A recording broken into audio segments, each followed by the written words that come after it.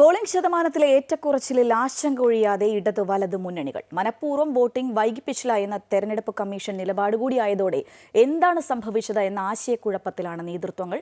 അതേസമയം പോളിംഗ് കുറഞ്ഞത് LDFനും UDFനുമാണ് തിരിച്ചടിയാകുക എന്ന നിലപാടാണ് BJP സ്വീകരിക്കുന്നത്. വിവരങ്ങളുമായി KK പ്രശാന്ത് ചേരുകയാണ്. പ്രശാന്ത്, നമുക്കറിയാം 2019 വലിയൊരു പോളിംഗ് ആണ് രേഖപ്പെടുത്തിയത്. 77-ന് കടന്നുപോയി ആ പോളിംഗ്. ഇത്തവണ അത് നന്നേ കുറഞ്ഞിരിക്കുന്നു. ആ ഒരു ആശങ്കയിൽ തന്നെയാണ് എന്തായാലും മുന്നണികൾ എല്ലാം. രാഹുൽ പ്രഭാവം ആയതുകൊണ്ട് മാത്രമാണോ കഴിഞ്ഞ തവണ വോട്ടിംഗ് കൂടിയത്? ഇത്തവണത്തെ വോട്ടിംഗ് ശതമാനത്തിന്റെ ഒരു കുറയിൽ അതിനെ എങ്ങനെ വിലയിരുത്താം?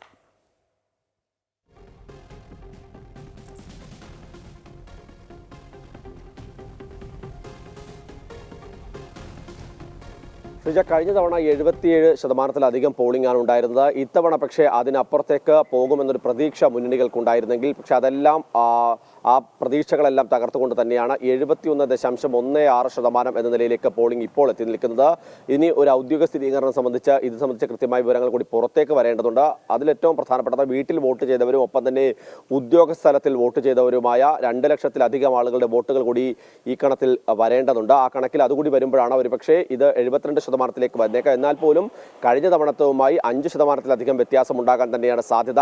നിലവിൽ നേരത്തെ ശ്രീജ സൂചിപ്പിച്ചതുപോലെ തന്നെ കഴിഞ്ഞ തവണ രാഹുൽ ഗാന്ധി എഫക്റ്റ് മാത്രമല്ല ശബരിമല വിഷയം അടക്കമുണ്ടായിരുന്നു. അതുകൊണ്ട് തന്നെ വലിയ രീതിയിലുള്ള ഒരു പ്രതികരണം ജനങ്ങളുടെ ഭാഗത്തു നിന്നുണ്ടായിരുന്നു. പ്രത്യേകിച്ച് ഇടത് വിരുദ്ധ വോട്ടുകൾ കൃത്യമായി പോൾ ചെയ്യപ്പെട്ടു എന്ന് തന്നെയാണ് കഴിഞ്ഞ തവണ നമുക്ക് മനസ്സിലാക്കാൻ കഴിയുന്നത്. പക്ഷേ ഇത്തവണ അത്തരം ഒരു തരംഗം സംസ്ഥാനത്ത് ഉണ്ടായില്ല എന്നുള്ളതാണ്. ശബരിമലയോ അതുപോലെ തന്നെ രാഹുൽ ഗാന്ധി എഫക്റ്റോ ഉണ്ടായിരുന്നില്ല.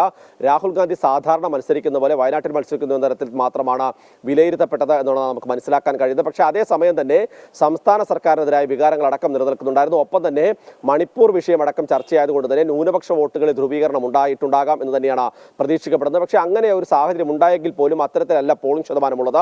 അതുകൊണ്ട് തന്നെ ഏതൊക്കെ തരത്തിലാണ് അടിയൊഴുക്കുകൾ ഉണ്ടായെന്നൊരു ആശങ്ക ഇപ്പോഴും നിലനിൽക്കുന്നത്. അതേസമയം LDFും UDFും മാത്രമാണ് ഇക്കാര്യത്തിൽ ഈ ആശങ്ക പങ്കുവയ്ക്കുന്നത്. കൃത്യമായി തങ്ങളുടെ വോട്ടുകൾ പോൾ ചെയ്യിക്കാൻ കഴിഞ്ഞു എന്ന് തന്നെ BJP നിലപാടെടുക്കുന്നുണ്ട്. മാത്രമല്ല ന്യൂനപക്ഷങ്ങളുടെ ഒരു വിഭാഗം തങ്ങൾക്ക് അനുകൂലമായി നിലപാടെടുത്തു. പ്രത്യേകിച്ച് ക്രൈസ്തവ വിഭാഗത്തിലെ ഒരു വിഭാഗം കൃത്യമായി നിലപാടെടുത്തു എന്ന് തന്നെയാണ് BJP കണക്കാക്കുകയും ചെയ്യുന്നത്. അതുകൊണ്ട് തന്നെ BJPക്ക് ആശങ്ക ഇല്ല എന്നുള്ളത് തന്നെയാണ് സംസ്ഥാന അധ്യക്ഷൻ K സുരേന്ദ്രൻ പറഞ്ഞു വെക്കുന്നത്. തെരഞ്ഞെടുപ്പ് കമ്മീഷനും ഈ മനഃപൂർവ്വം വൈകിപ്പിക്കൽ എന്ന ആരോപണം നേരത്തെ തന്നെ തള്ളിയിട്ടുണ്ട്. തെരഞ്ഞെടുപ്പ് കമ്മീഷൻ വ്യക്തമാക്കിയത് കൃത്യമായ സമയത്ത്, അതായത് 6 മണി എന്നുള്ളതായിരുന്നു അവസാനിക്കാനുണ്ടായിരുന്ന സമയം. ആ ഔദ്യോഗിക സമയത്ത് 95% പോളിംഗ് കൃത്യമായി പൂർത്തിയാക്കിയിരുന്നു.